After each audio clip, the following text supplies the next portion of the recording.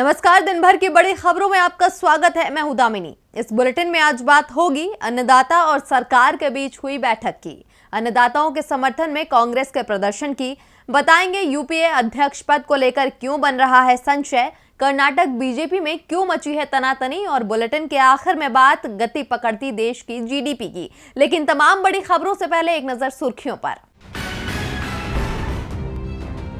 कल से देश भर में शुरू होगा वैक्सीनेशन का काम। पहले दिन करीब 3 लाख लोगों को लगाई जाएगी वैक्सीन। सरकार ने जारी की guidelines. PM Modi video conferencing के जरिए करेंगे देशव्यापी टीकाकरण अभियान की शुरुआत।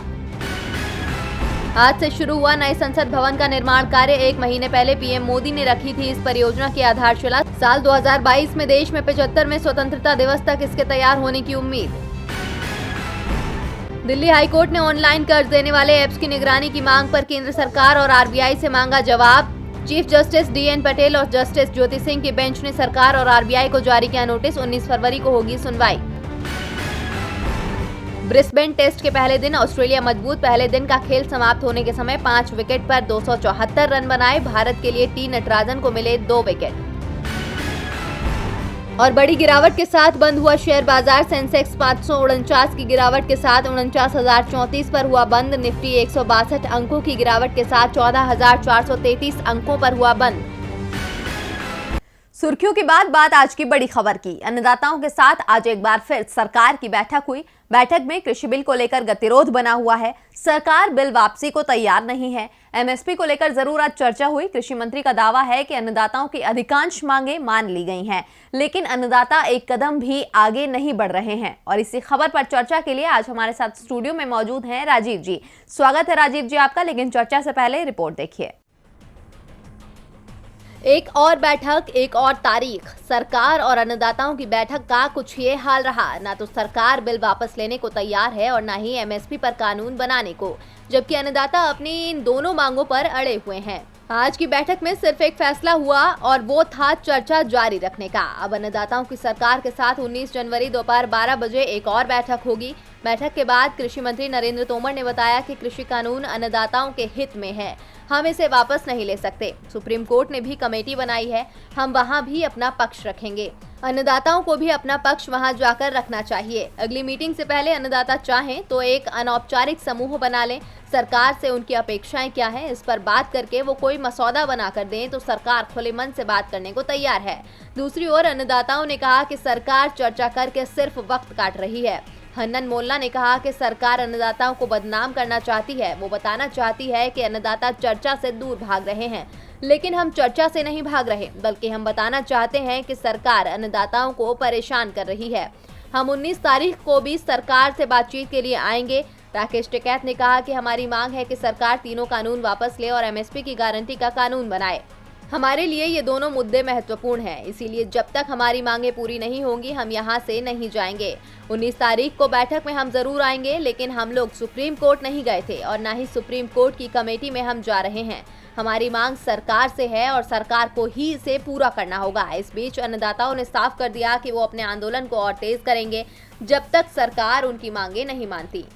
राजीव जी, अन्नदाता कृषि कानून की वापसी पर अड़े हुए हैं। आज की बातचीत से पहले ही इस बात की बहुत कम उम्मीद थी कि सरकार कानून वापसी की मांग मानेगी, क्योंकि सुप्रीम कोर्ट ने बीच में दखल देते हुए एक कमेटी बना दी है। अब सवाल ये है कि अन्नदाता कमेटी के सामने जा नहीं रहे, क्योंकि उनका मानना है कि सुप्रीम कोर्ट संसद में बने कानून को रद्द नहीं कर सकता, ये सरकार को ही करना है। तो फिर सरकार कोई फैसला क्यों नहीं कर रही? तारीख पर तारीखें दी जा रही हैं। जी दामिनी, ये देखना दुखद है कि भरी ठंड में आंदोलन कर रहे किसानों को एक बार फिर से सरकार की ओर से निराशा हाथ लगी है। आज की बैठक भी बेनतीजा रही है और इस बात की आशंका पहले से ही थी कि सरकार किसानों की मुख्य मांग यानी कि तीनों कानूनों को रद्द करने पर तैयार होगी, क्योंकि ऐसा करना होता तो सुप्रीम कोर्ट को समिति बनाने की जरूरत ही नहीं पड़ती। वैसे किसान संगठन पहले ही कह चुके हैं कि उन्हें समिति के सामने अपनी बात नहीं रखनी है। वे चाहते हैं कि कानून सरकार ने बनाए हैं तो सरकार ही इसे रद्द करे, लेकिन सरकार इस समिति गठन से काफी मदद मिल सकती है दामनी। अब उसके पास समय बिताने के लिए और कारण तैयार हो गए हैं। दरअसल सरकार का सारा रवैया समय बिताने का है और इस तरह वो किसानों के धैर्य और हिम्मत को तोड़ना चाहती है। उस पर उल्टे सीधे आक्षेप यानी आरोप लगाकर उनका मनोबल तो वो तोड़ ही नहीं सकी, मौसम की मार भी सरकार की सहायक नहीं बनी, तो अब कानूनी जंजाल में किसानों को फंसाने की चाल चली गई है और इसके साथ साथ बातचीत का पाखंड भी चल ही रही है। इसे पाखंड इसलिए कहा जा रहा है दामिनी, क्योंकि बातचीत के पहले यानी हर बातचीत के पहले सरकार के तेवर साफ बता देते हैं कि नतीजा क्या होने वाला है।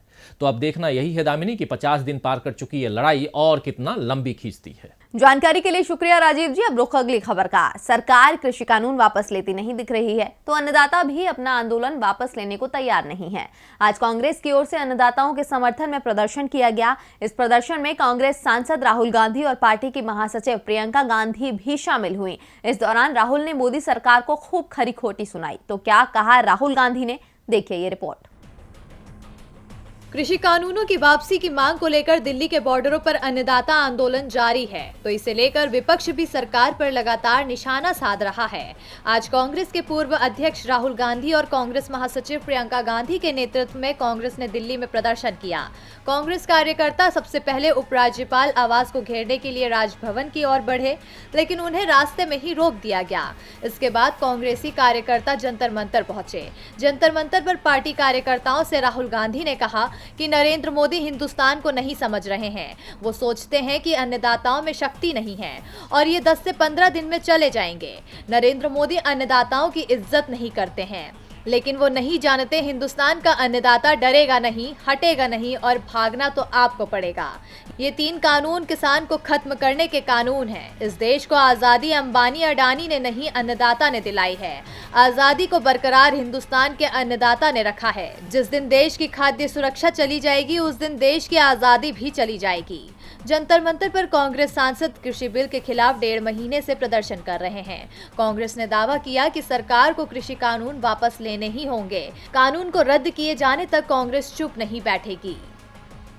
कृषि कानून को लेकर कांग्रेस अन्नदाताओं के साथ है। वो सरकार की घेराबंदी में जुटी है, जिससे मोदी सरकार परेशान दिख रही है। वैसे परेशानियां तो कांग्रेस के अंदर भी हैं। कांग्रेस को नया अध्यक्ष चुनना है। कांग्रेस के नेतृत्व वाले यूपीए गठबंधन को लेकर भी सवाल हैं। सोनिया गांधी यूपीए की अध्यक्ष हैं, लेकिन पिछले कुछ समय से शरद पवार को यूपीए अध्यक्ष बनाए जाने की चर्चाएं चल रही थी। लेकिन आज सोनिया गांधी ने साफ कर दिया कि वो यूपीए अध्यक्ष पद नहीं छोड़ रही हैं। तो क्या कहा सोनिया गांधी ने, देखिए हमारी ये रिपोर्ट। पिछले कुछ दिनों से यूपीए अध्यक्ष पद को लेकर संशय बना हुआ था, जिसके बाद शिवसेना के मुखपत्र सामना में एनसीपी प्रमुख शरद पवार को यूपीए अध्यक्ष बनाने की मांग भी उठने लगी थी, जिसके बाद से कांग्रेस असहज महसूस कर रही थी। ऐसे में कांग्रेस अध्यक्ष सोनिया गांधी फिर सक्रिय होती नजर आ रही हैं और इस बात के संकेत दिए हैं कि फिलहाल वो यूपीए की अंतरिम अध्यक्ष पद नहीं छोड़ेंगी। आपको बता दें कि पिछले दिनों शरद पवार के साथ राहुल गांधी को भी पार्टी का अध्यक्ष बनाने की मांग उठी थी, जिसके बाद उनके नेतृत्व में विपक्षी दलों के एक प्लेटफॉर्म पर रखने को लेकर सवाल उठने लगे थे।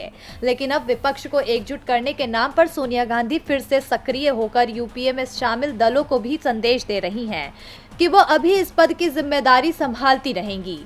इसके साथ ही सोनिया गांधी ने पिछले दिनों खुद शरद पवार को फोन कर अन्नदाताओं के मसले पर विपक्षी दलों को बैठक के लिए आमंत्रित किया है। बता दें कि एक कांग्रेस नेता के मुताबिक ये बैठक अध्यक्ष के नेतृत्व में संसद सत्र से ठीक पहले 26 या 27 जनवरी को प्रस्तावित है। अब सोनिया गांधी के संकेत के बाद यूपीए अध्यक्ष पद को लेकर तस्वीर साफ होती दिख रही है कि सोनिया गांधी इस पद पर बनी रहेंगी, लेकिन उनके इस संकेत से शिवसेना के सपने बिखरते जरूर दिख रहे हैं। सोनिया गांधी यूपीए की अध्यक्ष बनी रहेंगी, ये साफ हो गया है, लेकिन कर्नाटक के सीएम येदियुरप्पा सीएम बने रहेंगे ये तय नहीं है, क्योंकि जब से उन्होंने मंत्रिमंडल विस्तार किया है बीजेपी के कई विधायक नाराज दिखाई दे रहे हैं। तो क्यों येदियुरप्पा से नाराज हैं पार्टी विधायक, देखिए हमारी ये रिपोर्ट। कर्नाटक में कैबिनेट विस्तार को लेकर भारतीय जनता पार्टी में चल रही तनातनी बढ़ती जा रही है। येदियुरप्पा ने मंत्रिमंडल विस्तार में जिन नए मंत्रियों को जगह दी है, पार्टी के अंदर ही उनका विरोध शुरू हो गया है। कई विधायक बागी रुख दिखा रहे हैं। पार्टी में 20 से ज्यादा विधायकों का सीएम येदियुरप्पा पर आरोप है कि वो पैसे के बदले लोगों को मंत्री पद दे रहे हैं, या फिर जो विधायक मुख्यमंत्री को ब्लैकमेल करता है उसे मंत्री पद मिल जाता है। बीजेपी विधायक एमपी रेणुकाचार्य तो येदियुरप्पा की शिकायत लेकर दिल्ली पहुंच गए। रेणुकाचार्य कर्नाटक के मुख्यमंत्री के राजनीतिक सचिव भी हैं। दिल्ली पहुंचने के बाद रेणुकाचार्य ने बीजेपी के इंचार्ज अरुण सिंह से मुलाकात की और उन्हें अपनी चिंताएं बताईं। रेणुकाचार्य का कहना है कि एक ऐसा आदमी जो बीएस येदियुरप्पा सरकार बनाने के खिलाफ था, उसे ही मंत्री बना दिया गया है। कुछ विधायकों के खिलाफ तो मामले दर्ज हैं, लेकिन इन सब की अनदेखी की गई है। कर्नाटक में सरकार के प्रति विधायकों की बढ़ती नाराजगी को लेकर येदियुरप्पा ने कहा था कि 10-12 विधायक नाराज हैं, लेकिन उन्हें मना लिया जाएगा।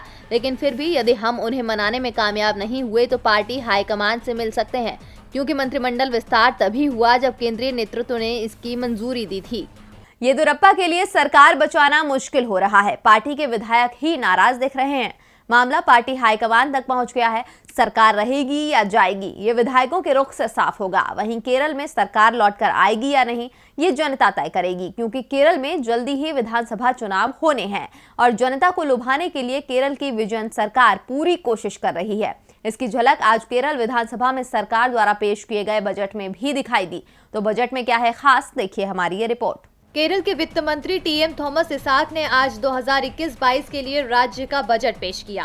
केरल में कुछ महीनों में विधानसभा का चुनाव होना है, इसलिए इस बार का बजट अहम माना जा रहा था।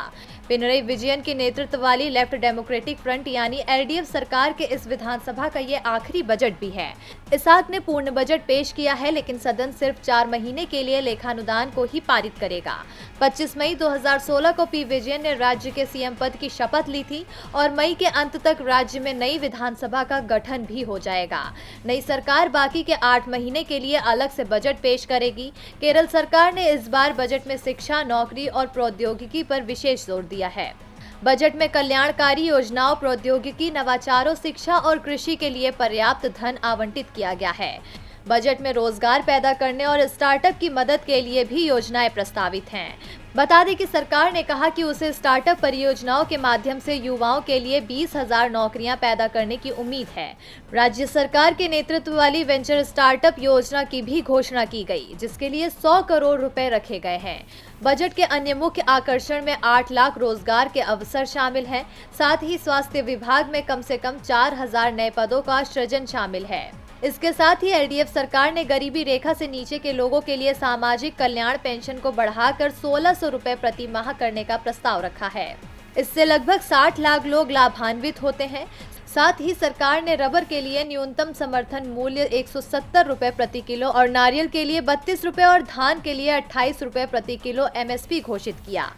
वित्त मंत्री ने घोषणा की कि घर के पास काम परियोजना के लिए 20 करोड़ रुपए आवंटित किए जाएंगे। साथ ही बीपीएल परिवारों को 25% की सब्सिडी पर लैपटॉप प्रदान किए जाएंगे और 3 औद्योगिक गलियारों को 50,000 करोड़ रुपए आवंटित किए जाएंगे। और बुलेटिन के आखिर में बात गति पकड़ती देश की जीडीपी की। इस साल आर्थिक मोर्चे पर सभी रेटिंग एजेंसियों ने देश की अर्थव्यवस्था के 7.5% से लेकर 10% तक गिरावट का अनुमान जताया है, लेकिन साथ ही ये भी दावा किया कि अगले वित्त वर्ष यानी 2021-22 में देश की अर्थव्यवस्था में तेजी से सुधार होगा। और कुछ ऐसा ही दावा रेटिंग एजेंसी फिच ने जताया है। तो फिच के अनुसार अगले साल कितनी रफ्तार पकड़ सकती है देश की जीडीपी, देखिए ये रिपोर्ट। 2 साल से देश की अर्थव्यवस्था में गिरावट देखी जा रही है।